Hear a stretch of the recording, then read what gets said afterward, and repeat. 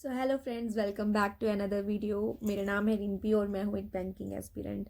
तो या RRBPO mains का एग्ज़ाम हो गया है एंड यस मेरा एनालिसिस काफ़ी ज़्यादा लेट हो गया है क्योंकि मैं बीमार हो गई थी। थोड़ा मुझे कोल्ड हो गया था और यहाँ पे बहुत ज़्यादा ठंड है, तो उसकी वजह से मैं थोड़ा बीमार हो गई थी। तो उससे मेरा ये जो एनालिसिस का वीडियो था ये थोड़ा लेट हो गया, थोड़ा नहीं काफ़ी ज़्यादा लेट हो गया। Sorry for that.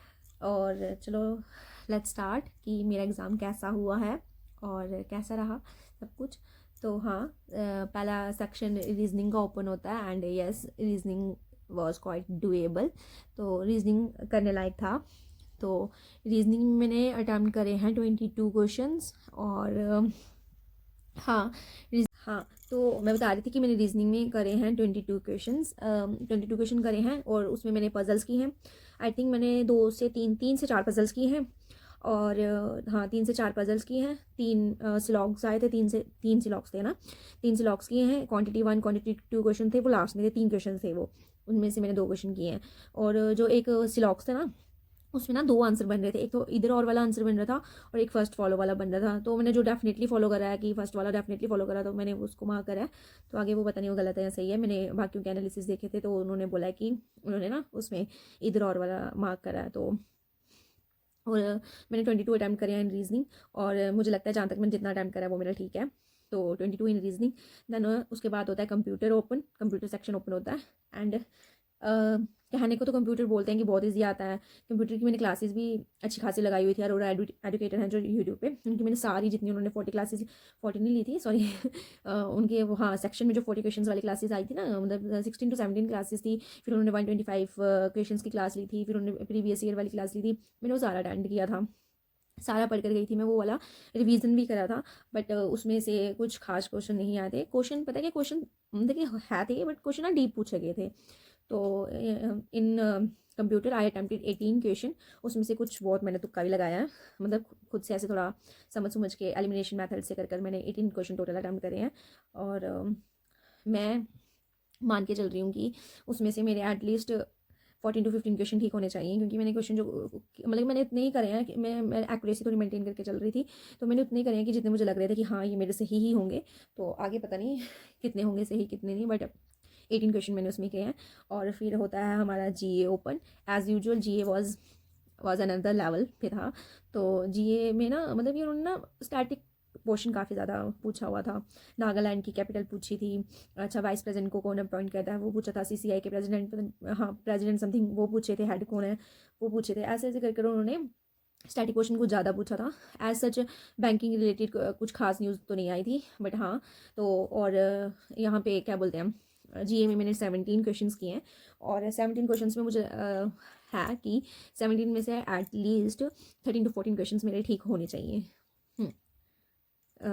11 to 12 तो होने ही चाहिए यहाँ तक, क्योंकि मैं उतना ही मैंने ज़्यादा तुक्काबाजी नहीं करी है। मैंने उतना ही करा है जितना मुझे लगता था कि मेरा ये ठीक होगा। और हाँ, मैंने क्रॉस चेक करे हैं क्वेश्चन, उसमें से 2-3 थोड़े गलत लग रहे हैं मुझे। मतलब 2-3 क्वेश्चन गलत हैं, बाकी मेरे क्वेश्चंस ठीक हैं। तो क्या बोलते हैं, हाँ GA में तो हो गए 17 questions. And then English open होता है। ओके, इंग्लिश जैसे ओपन होता है तो सबसे पहले ही वहाँ पे पैरा जंबल शो हुआ। तो पैरा जंबल शो हुआ, मैंने पैरा जंबल को स्किप करा। देन उसके बाद क्वेश्चंस आए।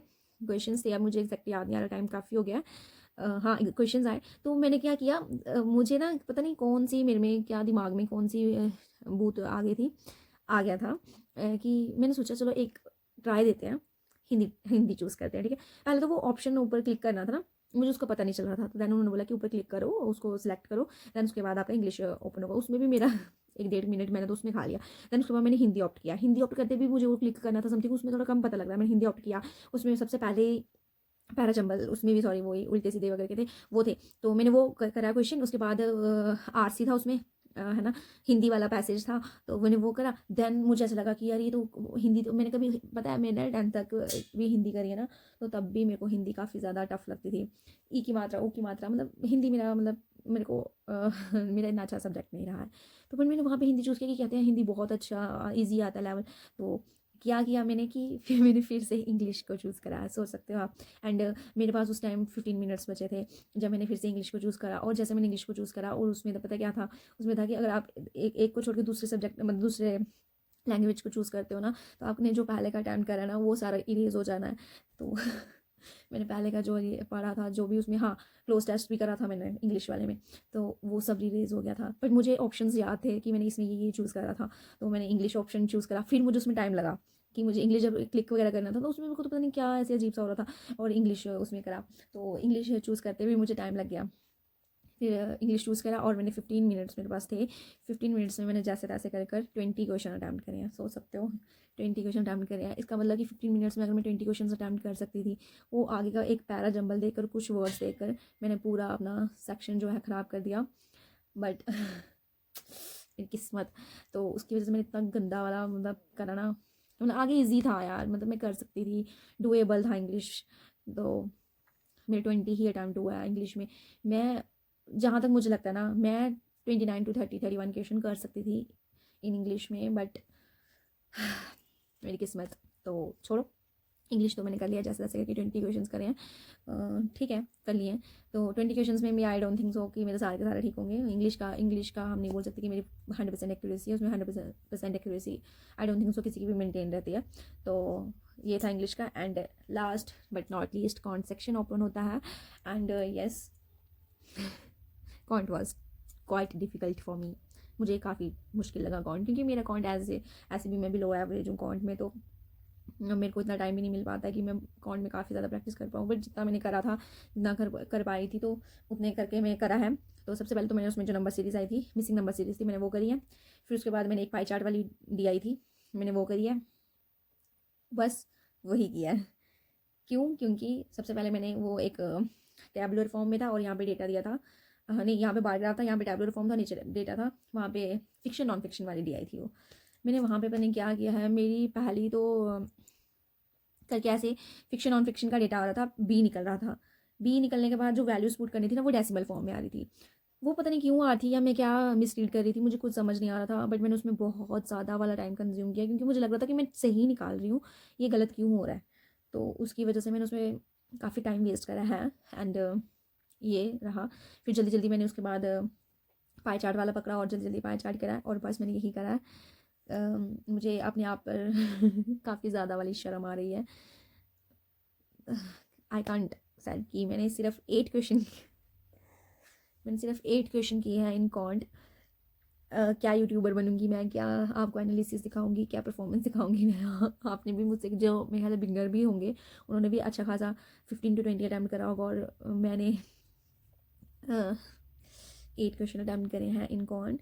तो यस, इतना ही है। एंड मुझे एक चीज़ पता लग चुकी है कि I am very poor in picking the question pick करने में मैं बहुत ज़्यादा ही मतलब नहीं हूँ ठीक। मुझे ना पता नहीं होता है कि मुझे क्या करना। और मेरे को ये भी है कि एक इगोइस्ट प्रॉब्लम हो जाती है ना, एक बंदे को ये होता है कि मुझे ये क्वेश्चन आता है, मैं यही करूँगी, उसमें टाइम वेस्ट हो जाता है।